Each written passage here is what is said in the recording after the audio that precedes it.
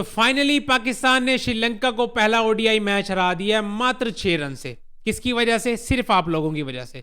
यकीन करो, आप लोगों को एंटरटेन करने के चक्कर में हमारी टीम बहुत ज्यादा गालियां खाती है। अब आप लोगों को एंटरटेन करने के चक्कर में ही हमारी टीम ने भाई साहब एक मैच में को 10 दफा हारी है, ताकि ये मैच थोड़ा रोमांचक हो सके। ठीक है, तो इस मैच को रोमांचक बनाने के चक्कर में हम पहली इनिंग में भी गिरते पड़ते मरते मराते कोई जाके हम 300 पे पहुंचे हैं, और दूसरी इनिंग्स में हमारा दिल कर रहा था पूरा पूरा चेज कराने का उसका। ठीक है, ये तो दुआएं दो थोड़ी सी जाके हारिस रऊफ को, साथ थोड़ी बहुत गुराने को भी दे दो और नवाज भाई को भी दे दो। ठीक है, तो इनकी वजह से हम कहीं जाके ये वाला मैच जीते हैं, वरना भाई साहब कसरें कोई नहीं छोड़ी हमारे बॉलर्स ने भी, बैटर्स ने भी। शुरू से शुरू करूंगा भाई साहब, क्योंकि इस मैच में ना रायता बहुत फैला है, कोई समझ नहीं आ रही कि भाई साहब कहाँ से स्टार्ट लें। तो शुरू से शुरू करते हैं। पहले तो भाई साहब हम मुबारकबाद पेश करेंगे श्रीलंकन टीम को, जो कि आते साथ ही पहला उन्होंने अच्छा काम कर लिया कि टॉस जीत लिया। क्योंकि साउथ अफ्रीकन तो बेचारे रो रो के गए हैं यहाँ, क्योंकि उन बेचारों को तो सिर्फ हमने जाते जाते एक टॉस दिया है, वरना बाकी सारे टॉस हमने जीते हैं। ठीक है, तो श्रीलंकन के लिए तो भाई साहब मुबारकबाद। पहले नंबर पर तो ये है कि मैच आप जीते या ना जीते, टॉस आप पहला ही जीत गए। ठीक है, तो टॉस पे मैंने कल की वीडियो में भी यही बात की थी कि जिसने यहाँ पे टॉस जीतना उसने करनी है पहले बॉलिंग, क्योंकि वो ये माइंड में सोच के बैठेंगे बाद में आ जाना ड्यू ने, और जैसे ड्यू ने आना फिर बॉलर तो बेचारे बन जाएंगी बॉलिंग मशीनें। उन्होंने तो सिर्फ करवानी है बॉलिंग, बैटर तो फिर अंधाधुंध मार धाड़ करेंगे। तो इसी वजह से भाई साहब टॉस पे दोनों ही कप्तान यही बात कर रहे थे कि अगर हम टॉस जीतेंगे तो पहले करेंगे यहाँ पे बॉलिंग। तो श्रीलंका भाई साहब टॉस जीत के हमें पकड़ा देता, चलो जी जाओ जरा बैटिंग करके दिखाओ अपनी ही कंडीशन में, और हम अपनी ही कंडीशन में ऐसे कोई नूरे हुए हुए थे। ठीक है, पागल हुए हुए थे। वैसे श्रीलंका के खिलाफ हमारा रिकॉर्ड इतना को अच्छा है, मैंने पिछली वीडियो में भी यही बात की थी कि हमने इनको 3-0 कर देना, और हालत हमारी ये हुई हुई थी कि आज हमारा 0-0 ही हो रहा था। ठीक है, कोई हमारा जीतने का जरा भी कोई हिसाब किताब नहीं था। श्रीलंका ने जो हमें ये रिसेंट पास में 2023 में मैच हराया वो अपनी कंडीशन में हराया था कोलंबो में, और हम अपनी कंडीशन में ऐसे लावारसों की तरह घूम रहे थे। तो पहले बैटिंग हमें करनी पड़ तो गई, तो मुझे समझ नहीं आती जो हम ड्रेसिंग रूम में चीज़ें सोच के आते हैं, प्लानिंग करके आते हैं, उसमें हम ये चीज़ पहले ही सोच के बैठे होते हैं कि जैसे हमने टॉस जीत जाना है। भाई साहब टॉस आप हार भी सकते हो। ठीक है, और उसमें फिर अगली टीम अपनी मर्जी की आपको पहले बैटिंग दे सकती है, फिर आप क्या करोगे? हम तो घर से सोच के आते हैं कि भाई हम टॉस जीत जाएंगे, बाद में बैटिंग करेंगे, सुकून से ड्यू के मजे उठाएंगे। अब पहले बैटिंग करना पड़ गई और हमारे सारे बैटर्स को ही मसला पड़ गया, मौत पड़ गई थी कि भाई हमने इन कंडीशन में बैटिंग कैसे करनी है। हालांकि कंडीशन में कोई मसला नहीं था, होता ना कि श्रीलंका के साथ मैच हो रहा है ना, तो फर्ज कर लो हम कोलंबो में खेल रहे हो श्रीलंका में, चलो फिर भी समझ आए, क्योंकि वहां पे बॉलर्स को खासकर सीमर्स को ठीक ठाक मदद मिलती है और बाद में स्पिनर्स को भी। तो ये तो भाई साहब पिंडी में खेल रहे हो, पाकिस्तान में खेल रहे हो, यानी अपनी कंडीशन में भी तुम्हें कोई बैटिंग नहीं की जा रही। इतनी को घटिया किस्म की बैटिंग की हमारे पूरे के पूरे टॉप ऑर्डर ने, जो हमारी ये पूरी मैनेजमेंट बड़े अरसे से जब से ये वाली आई है इंटेंट इंटेंट करके हमें पागल किया हुआ इन्होंने, जरा भी हमें इंटेंट नजर नहीं आया। क्योंकि अगर हम बाकी टीम्स की तरफ नजर डालें, ऑस्ट्रेलिया, इंग्लैंड और इंडिया, ये बड़ी टीम्स जिनकी मैं बात कर रहा हूँ, सबके पास भाई साहब पावर प्ले यूटिलाइज करने के लिए अच्छे बैटर्स हैं, और सबको उनका रोल पता है हर बैटर को कि भाई साहब उसने जाके अटैक करना है, उसने अपनी वही टिपिकल बारी लेनी है। ठीक है, सबको उनका उनका रोल दिया हुआ है। हमारा जो टॉप ऑर्डर है सबके सब बारी लेने के लिए पड़े हुए हैं, सारे आगे विकेट पे सो जाते हैं कि खड़ जा यार, मैं जरा 3-4 ओवर ले लूँ फिर उसके बाद देखता हूँ, खड़ जा यार तू भी, हाँ मैं भी जरा थोड़ा सा ना देख के ना फिर देखते हैं बाद में। वो फ़खर साहब आते हैं, सैम अयूब साहब आते हैं, सारे तसल्ली से लेट जाते हैं, सुकून से अपनी बारियाँ ले रही हैं, बल्ले पे आ जाए पहले तरह एक दफ़ा ना मिडल होने लग जाए, फिर तरह चौके शौके मारता हूँ मैं। चलो सैम अयूब की तो फिर भी है, वो अगर थोड़ा बहुत सेट हो जाए तो वो तो मारता है, उसकी तो गारंटी है। ये बाकी फ़खर जमान साहब ये तो बड़े अरसे से ऐसे चल रहे हैं, हमने तो इसका ऐसे ही नाम बनाया हुआ जी फ़खर, इससे बड़ा इंटेंट वाला प्लेयर ही हमारे पाकिस्तान में कोई नहीं है। हमने उसको T20 में भी लेके आए, एशिया कप में लेके गए, उसने एशिया कप में भी यही बैटिंग की है और आज भी उसने यही बैटिंग की है। बोला डॉट बॉल खेली जा रहा है, कोई समझ नहीं आ रही उस बंदे की यार। अब बॉलर बॉलिंग कर रहे हैं बिल्कुल सीधी सीधी, को हल्की फुल्की मैं कहता हूँ उसे हवा से जैसे जिसे कहते हैं ना लग के थोड़ी सी आउट स्विंग हो जाए, इन स्विंग हो जाए, वो वाला सीन था बस। कोई ज़्यादा मैं कहता हूँ प्रॉपर जैसे सीम हो रही होती है ना, वैसा कोई सीन नहीं था यहाँ पे। सीधा सीधा ट्रैक है भाई साहब, जरा कुछ उठा लो बल्ला, जरा घुमा लो किसी तरफ, इनका दिल ही नहीं है। उधर से बाबर साहब आते हैं, पहले सैम अयूब तो चलो जल्दी आउट हो गए आज, उसको अब क्या ही बात करें। बाबर साहब आते हैं, वो भी ऐसे ठक ठक ठक लगाने पे लगे हुए हैं। हमारे 5 ओवर्स में सिर्फ और सिर्फ 14 रन पे 1 आउट। उसके बाद तो फिर हम शैल में चले गए, प्रेशर आ गया भाई हमारे ऊपर। एक तो मुझे समझ नहीं आती हमारी टीम पे जब थोड़ा सा भी प्रेशर है, हम प्रेशर कैसे ले लेते हैं। हमारा प्रेशर भी सुनो जरा, हम 2 ओवर डॉट खेलें हमें ठीक ठाक प्रेशर आ जाता है। हमारा कोई एक आउट हो जाए हम तो गड्ढे में घुस जाते हैं ना, उसके बाद वहां से निकालना हमें बड़ा मुश्किल हो जाता है। ठीक है, तो ये है हमारा प्रेशर सिचुएशन। हमें कोई फर्क नहीं पड़ता, हमें प्रेशर में डालने के लिए आप सिर्फ हमें 3 बॉलें डॉट करा दो, हम प्रेशर में चले जाएंगे। हमारा ये हिसाब किताब है, ये हमारे सारे बैटर के साथ है। अब फ़खर जमान साहब डॉट पे डॉट खेली जा रहे हैं, इधर से बाबर आजम वो भी डॉट पे डॉट खेली जा रहे हैं। हमने 10 ओवर में सिर्फ और सिर्फ 28 रन किए हैं। श्रीलंका ने, जो कि हमारी कंडीशन में खेलने आई हुई है, वो हमें आके पहले 10 ओवर्स में सीधा सीधा मार देती है। अब उस टाइम तक कोई ड्यू नहीं आई। ये ना बात करना कि भाई साहब बाद में ड्यू आ गई थी तो ईजी हो गई थी बाद में बैटिंग करना, ऐसा वैसा कोई नहीं था। उस टाइम तक कोई ड्यू नहीं आई थी। और अंडर लाइट्स आपको बॉलर्स को ही ज़्यादा मदद मिलती है, ठीक है। उस टाइम बहुत ज़्यादा शेप हो रहा होता है, थोड़ा स्विंग हो रहा होता है, उस टाइम बॉलर्स को मदद मिल रही होती है। लेकिन उन्होंने हमें उस टाइम पे भी मारा। वो 10 ओवर में कोई 75 रन किए उन्होंने, या मेरा ख्याल है 78 रन। हम 10 ओवर में सिर्फ 28 रन। ये पता नहीं कौन सा इंटेंट है, जरा मुझे माइक हसन आके बता दे, या हमारा शाहीन शाह अफरीदी कप्तान बता दे, जो कि टॉस टाइम पे बातें कर रहा था कि मैंने बड़ा टोटल खड़ा करना है, हमारी टीम ने ना बड़ा टोटल खड़ा करना है। वो भाई साहब बड़ा टोटल खड़ा करने के लिए ना पहले बल्ला भी उठाना पड़ता है, ठीक है। ये नहीं कि आगे विकेट पे सो जाए हमारे बैट्समैन। हमारा टॉप ऑर्डर पूरा का पूरा फेल। बाबर, फ़खर, सैम अयूब, मोहम्मद रिजवान साहब, ठीक है, किसी पे कोई बात ना करो। अब इनके डिसमिसल सुनो, ये आउट कैसे हुए नमूने सारे। फ़खर जमान साहब अच्छा खेल रहे हैं, उसी ओवर में एक छक्का भी मार के खड़े में, फिर सिंगल हो जाता है, फिर बाबर आजम दोबारा सिंगल लेके दे देते हैं, फिर दोबारा जैसे स्ट्राइक पे जाते हैं, फिर निकल के ट्राई कर रहे हैं। भाई पहले तूने निकल के छक्का मार लिया, फिर निकल के ही सिंगल लिया इस बंदे ने, ठीक है। फिर तीसरा बॉल ये फेस कर रहा है, फिर निकल के आगे। यार हंसा रंगा खड़ा हुआ है, कुछ छोटा बच्चा तो नहीं है, कोई क्लब लेवल का प्लेयर तो खेल नहीं रहा वहाँ पे, ठीक है। आप उसको सामने इतनी ज़्यादा इनमेच्योरिटी, मैं यकीन करो गेम अवेयरनेस कुछ भी नहीं है। मतलब छक्का लेके खड़ा हुआ है, सांस ले लिया, अब अगले ओवर में देख ली। क्या मैं कहता हूँ, या तो बल्ला नहीं उठाना 10-10 ओवर, या फिर बल्ले उठाने तो इनका बस नहीं चलता कि एक ही ओवर में फाड़ के रख दें अगले बॉलर को। बिल्कुल ही मैं कहता हूँ कोई इसको ये इंटेंट नहीं कहते, इसको पागलपन कहते हैं। फ़खर जमान साहब ऐसे आउट हो जाते हैं। बाबर आजम साहब, ओ यार ओए होए होए, इससे ज़्यादा अच्छी डिलीवरी हो ही नहीं सकती थी। मतलब बहुत ज़्यादा एक्स्ट्रा ऑर्डिनरी डिलीवरी आ गई तो बॉबी साहब परेशान हो गया, आउट हो गए। भाई तू भी तो हमारे वर्ल्ड क्लास बैटर है, हमारी इस पूरी कंट्री में हम तो बातें करते नहीं थकते। हम भी, हमारे फैंस भी, सारे जितने भी हैं क्रिकेट को देखते हैं, सब कहते हैं कि पाकिस्तान में बाबर आजम से बड़ा टेक्निकली स्ट्रॉन्ग प्लेयर ही कोई नहीं है। फिर भाई साहब अगर अच्छा बॉल आ गया तो तूने ही डिफेंड करना है उसको, तूने ही खेलना है। ये बहाने बनाने के लिए सारे आ जाएंगे, नहीं यार बहुत अच्छा बॉल था, तो आगे बाबर आजम जो कि बिल्कुल ही फारिग सा प्लेयर है, उसको तो खेलना नहीं आता अच्छा बॉल। भाई वो वर्ल्ड क्लास बैटर है, उसी का ही काम है खेलना। अजीब ही किस्म की साइंस चल रही है भाई साहब। ऊपर से आउट हो जाते हैं, पहले डॉट बॉल खेलते रहते हैं, वो प्रेशर अपने आप में डाल के अपने नीचे वालों के लिए भी अजाब खड़ा कर देते हैं, ठीक है, अपने आप के लिए भी अजाब खड़ा कर देते हैं, और उसके बाद आउट होकर चले जाते हैं। अब बिल्कुल ही मैं कहता हूँ ओवर भी ज़ाया किए होते ना, ये सारे अच्छा इंटेंट के साथ खेल रहे होते। सब ने ये जो 20-20, 25-25 रन किए हैं, ये 15 बॉलों पे या 20 बॉलों पे करके जाते ना, चलो समझ आ रही होती कि नहीं यार इंटेंट तो एटलीस्ट दिखा रहे थे ना। विकेट पे तुम जाके सोए पड़े हो, बल्ला तुमसे उठ नहीं रहा, और उसके बाद आउट भी होके जा रहे हो। ये तो होता था ना पहले, बाबर जब इस तरह की बैटिंग कर रहा होता था, थोड़ा लंबा जाता था, लेकिन फिर भाई साहब वो 70, 80, 50, 100 इस हिसाब से वापस आता था। अब तुम करो भी 20-25 और 50 बॉलें भी खेल जाओ, फिर तो भाई साहब कोई फायदा नहीं है ना, फिर तो आप अगलों पे प्रेशर डाल रहे हो। अब कितने मैचों में मुझे बताओ कि आगा के ऊपर जिम्मेदारी है कि वो आगे मैच जितवाएगा, आपको ऐसे निकलवा के देके जाएगा।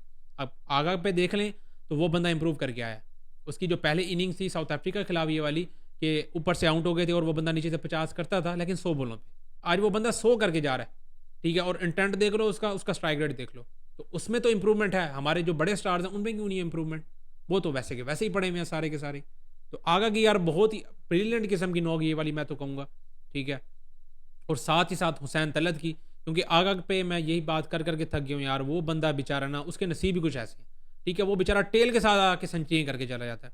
अब हुसैन तलत को देख लें, टेल तो नहीं है, वो प्रॉपर बैट्समैन है हमारा, ठीक है, मिडल ऑर्डर, लेकिन फिर भी देखें तो वो टीम में तो नहीं है ना, वो तो इन एंड आउट होता रहता है। तो हुसैन तलत जैसे बैटर के साथ वो बंदा 138 रन की पार्टनरशिप करता है। हुसैन तलत की अच्छा खेला, लेकिन मेन क्रेडिट जो जाता है वो जाता है भाई साहब आगा सलमान को, ठीक है। वो लेके चला पूरी की पूरी बैटिंग ऑर्डर को उस टाइम पे, ठीक है। आगा थोड़ा नीचे से आगे तरह स्ट्रगल कर रहा था भाई साहब, ये शॉट्स वगैरह पे ना, यहाँ अगर कहीं होता बाबर आजम और वो 100 करके खड़ा होता, मैं लिख के देता हूँ, उसके बाद वो अगर 5 बॉलें खेलता, 10 बॉलें खेलता, वो अगर एक मिसाल 10 बॉलें खेलता ना, 10 में से वो 8 बॉलों पर बाउंड्री मारता। बाबर आजम का ये है, ये आप उठा के देख लो उसके पुराने भी रिकॉर्ड, कि वो 100 के बाद तो बिल्कुल पागल हो जाता है, ठीक है। या अगर डेथ में खड़ा, बेशक 100 नहीं हुआ उसका, अगर वो डेथ ओवर्स खेल रहा है तो वो बंदा शॉट्स मारता है, उसकी शॉट्स लगती हैं, छक्के चौके मार रहा होता है। आगा साहब से तो बल्ला ही नहीं उठ रहा था। आगा साहब ने मेरे ख्याल को लास्ट की जो 10-15 बॉलें खेली हैं, बिल्कुल ही बकवास खेला वो बंदा। तो आगा साहब को अपनी ये चीज़ें भाई साहब सेट करनी पड़नी है, क्योंकि वो तो करता ही ज़्यादा डेथ में ही है ना बैटिंग, टेल में तो आगे वो बैटिंग कर रहा होता है बेचारा। तो उसको ये भाई साहब अपनी पावर हिटिंग पे थोड़ा सा ना काम करना चाहिए। तो आगा सलमान, मोहम्मद नवाज और हमारे हुसैन तलत, इन तीनों की बैटिंग की बदौलत हम 300 पे तो मर आगे पहुंच जाते हैं, ठीक है। अब जरा लगे हाथ नवाज की नो बॉल के साथ जो लव अफेयर चल रहा है, थोड़ी सी उस पर भी बात कर लें, क्योंकि नवाज साहब और नो बॉल, ये तो हम भाई साहब पहले नवाज ने खुद बॉल फेंकी थी तब नो बॉल हो गया था और अंपायर ने नहीं दिया था। आज नवाज साहब बैटिंग कर रहे थे, नो बॉल हुआ, जो कि हमें लगा कि नो बॉल है भी, आज फिर अंपायर ने नो बॉल ही नहीं दिया। पता नहीं कौन सी ईगल आइज़, वो शायद अफरीदी ने भी बात की थी कि कौन सी ईगल आइज़ हैं भाई साहब अंपायर्स की, जो कि खड़े खड़े फैसला दे रहे हैं। वरना तो नॉर्मली को थोड़ी सी भी अपील करें रन आउट की, स्टंप की या नो बॉल की, भाग के रिव्यू कर लेते हैं। आज उस भाई साहब ने कोई रिव्यू शुरू नहीं किया, हालांकि नो बॉल थी, नो बॉल ही नहीं थी। तो नवाज और नो बॉल ये भाई साहब चलता हुआ आ रहा है, इसका कुछ कराओ यार। ये फिर किसी बड़े इवेंट में ना हमें जलील करा रहा हो, तो इसका कोई जो भी चक्कर शक्कर है, इसका कोई तवीज़ शवीज़ जो भी लगे हुए हैं भाई साहब, इसका कराओ, जान छुड़वाओ। आगा की और हुसैन तलत की बैटिंग में अगर मैं बात करूं तो इन दोनों की बैटिंग में भाई साहब जो सिंगल डबल्स आए हैं, क्योंकि आगा की जो लास्ट में छक्के चौके ना लगने की एक बड़ी वजह है वो ये भी है कि वो बेचारा थक भी गया। एक तो उसने अपना शो किया, और उसके साथ जो हुसैन तलत रन करके जाए वो भी उसके खाते में आए हैं, क्योंकि वो जो रनिंग बिटवीन द विकेट इन दोनों ने की है वो भी तो भागा है ना। तो इतनी देर वो बंदा सिंगल डबल्स करके इतना को पागल हो गया था, वो तो टकरे मारता फिर रहा था बेचारा।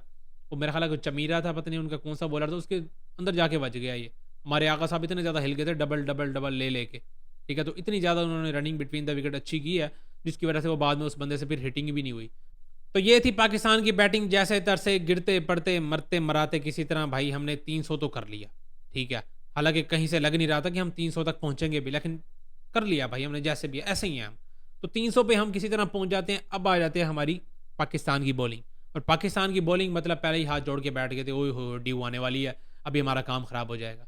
लेकिन भाई साहब ड्यू से पहले एक चीज़ जो होनी है वो ये है कि सेकंड इनिंग्स में अंडर लाइट्स पेसर्स को जितनी मदद मिलती है ना, उतनी आपको फर्स्ट इनिंग में नहीं मिलती। ये चीज़ तो आपको भी पता है, और ये हमने देखी भी आज के मैच में। लेकिन उसके बावजूद भी हम फर्स्ट इनिंग में ऐसे को गढ़ों में घुस गए थे कि हमसे निकला नहीं जा रहा था। लेकिन जब हमारी बॉलिंग की बारी है, जब बॉल अच्छा शेप भी हो रहा है, हमसे कंट्रोल नहीं हो रहा, हम भाई साहब वाइडों पे पंजे करा रहे हैं। वो बेचारा मोहम्मद रिजवान पीछे गिर रहा है, पता नहीं कितनी बड़ी बड़ी एफर्ट्स कर रहा है, उसके हाथ ही नहीं आ रही बॉल। भाई आनी कहाँ से है कि इतनी बड़ी बड़ी तो हमने वाइटें मारी। नसीम शाह साहब उसको देखते देखते फिर खरबूजे को देखे खरबूजा भी रंग पकड़ जाता है, शाहीन शाह भी आगे वाइटें मार रहे होते हैं।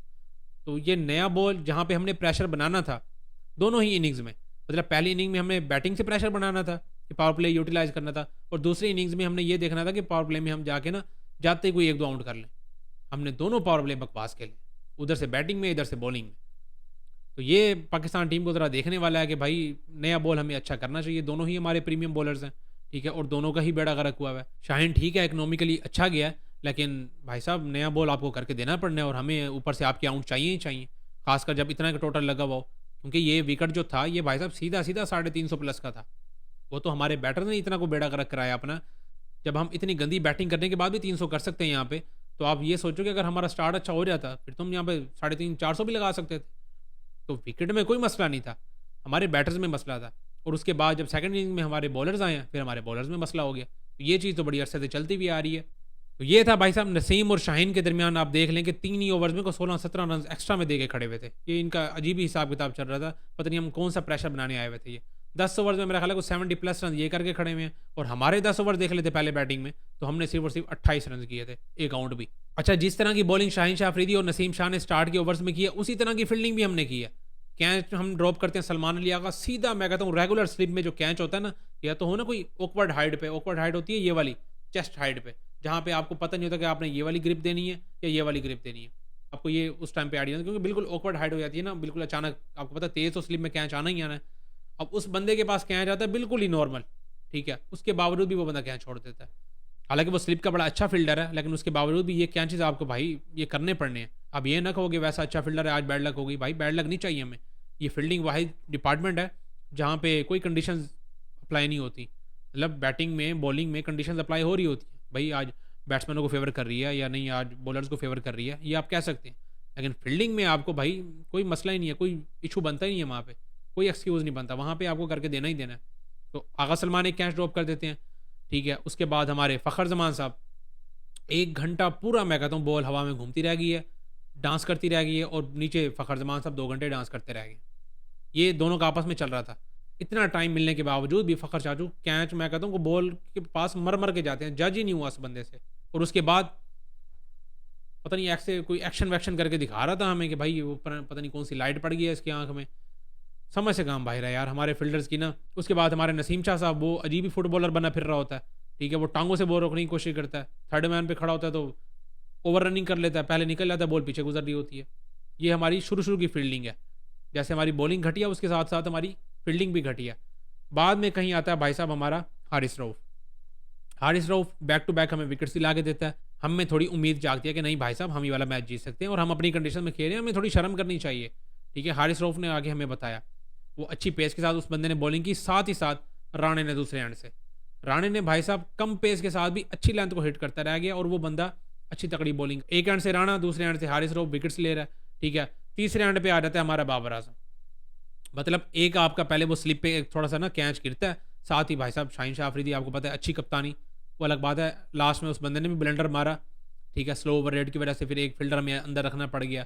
ठीक है, लेकिन उस टाइम पे अच्छी फील्डिंग, उसने टाइम पे स्लिप ली और बाबर आजम साहब स्लिप पे जाते हैं। बाबर आजम ने यार पता नहीं कौन सा बाबर आजम डाउनलोड हो गया उस टिपिकल टाइम पे, वरना बाबर आजम को हम तो खासकर जब पेसर बॉलिंग कर रहा हो हम तो स्लिप में उसको देखते ही नहीं है। टेस्ट मैच में कोई दूसरी या तीसरी स्लिप पे कहीं खड़ा होता है, वरना तो सलमान अली आगा ही खड़े होते हैं, क्योंकि आगा जी ने पहले एक कैच छोड़ दिया था तो चलो जी बाबर साहब को ट्राई कर देते हैं। बाबर साहब तो फिर जैसे स्लिप पे गए हैं ऐसे मैं कहता हूँ स्टीव स्मिथ बन गया ना वो बंदा, वन हैंडेडली वो बंदा कैच करता है यार। मैं तो कहता हूँ मैं पिक लगाऊंगा लाजमी इस वीडियो में इस टिपिकल पॉइंट पे, क्योंकि मैं नहीं सही तरह बयान कर सकता ऐसे बैठे बैठे कि उस बंदे ने कैसा कैच पकड़ा।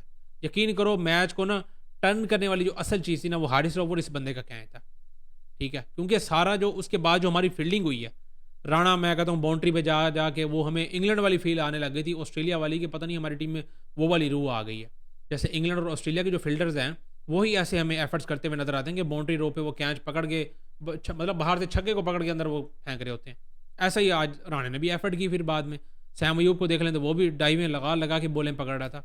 ये सिर्फ और सिर्फ एक जो अच्छा कैच बाबर ने किया ना उसकी वजह से आप देख लें कि सारा मोमेंटम कैसे चेंज हुआ। तो ये छोटी छोटी चीज़ें मैटर करती हैं। आप ये बातें करने लग जाते हो कि भाई यार एक कैच छूट गया तो कोई मसला नहीं है, हो जाता है, क्रिकेट है। भाई ये छोटी छोटी जो चीज़ें हैं ना इन्हीं की वजह से सारा प्रेशर असल बिल्ट हो रहा होता है। तो ये बाबर का एक जो तगड़ा कैच है ना स्लिप में, भाई वो मैं कहता हूँ सारा मोमेंटम जो है ना उसने हमारी तरफ लेके आ गया। तो हारिस रऊफ की भाई साहब आज तगड़ा मैं कहता हूँ स्पेल रहा है, 4 आउट कर गया वो बंदा, मैं मिस कर रहा हूँ, यकीन करो उसका एक आउट और होना चाहिए था। जिस तरह उस बंदे ने तगड़ी बॉलिंग किया और हमें मैच में लेके आया, एक आउट उसका मजीद भाई साहब बनता था। कहीं वो 5 आउट करके जाता ना आज के मैच में, यकीन करो वो फील ही अलग होता। ठीक है, 4 आउट करके वो बंदा जाता है। शाहीन शाह अफरीदी पर नजर डालें तो 10 ओवर में 50 रन, थोड़ा इकोनॉमिकल रहा है, विकेट लेस भी रहा है वो बंदा। ठीक है, नसीम शाह को देख लें तो 55 रन, बाद में इस बंदे ने आगे अच्छी बॉलिंग की है, ये बात आप मानो। जब ये दूसरा स्पेल करने आया तब भी इसने 2-3 ओवर अच्छे किए हैं। ठीक है, और जब डेथ में बॉलिंग करने आया तब भी इस बंदे ने बॉलिंग अच्छी किया, लेकिन जब इसने स्टार्ट हमें गंदा करवा के दिया ना, वो भाई साहब शाहीन और नसीम दोनों को बेहतर करना पड़ना नए बॉल के साथ, क्योंकि ये आगे अच्छी टीम के खिलाफ नहीं चलेगा। ये फ़हीम अशरफ 10 ओवर में सिर्फ और सिर्फ 49 रन, 2 आउट भी करके जाता है। अच्छी तगड़ी बॉलिंग किया इस बंदे ने, थोड़ा नीचे से आके ये फजूल की बाउंड्रीज खाई हैं इस बंदे ने। और मैं तो यही कहूँगा हमें एंटरटेन करने के चक्कर में ना ये थोड़ा मैच को दोबारा डीप लेके चले गए हैं। मतलब हम चेज़ कर रहे हो तब भी हम इतना को डीप लेते जाते हैं, और जब हम चेज़ करवा रहे हो तब भी हमारी कोशिश होती है कि किसी तरह एंड पे ले जाएं यार। अपने जो अवाम है ना उसको एंटरटेनमेंट देनी है हमने बस। ये सिर्फ और सिर्फ हमारी टीम है और हमारे लिए वो इतना कुछ करती है, हमसे गालियाँ भी खाती है और फिर हम बैठ के उन्हीं को क्रिटिसाइज़ कर रहे होते हैं। ठीक है, तो थोड़ा ख्याल किया करें, थोड़ा सा वो हमारे लिए ही कर रही है सारा कुछ। बाकी क्राउड पे थोड़ी सी बात करें तो यार पिंडी है यार, पिंडी में तो क्राउड ने कभी डिसअपॉइंट नहीं किया हमें। आज तो क्राउड उस हिसाब से था ही नहीं। ख्याल करो यार, पाकिस्तान में टीम आई हुई है, थोड़ा सा ज़रा स्पोर्ट दिखाओ। सेम उसी तरह जैसे पिंडी में फुल भरा पड़ा होता है क्राउड, उसी हिसाब से आया करे यार, ऐसे मज़ा नहीं आता मैच देखने का। बाकी आप सबको क्या लगता है यार, लाजमी कमेंट्स में शेयर करें। इस वीडियो में इतना ही, मिलता है नेक्स्ट वीडियो में।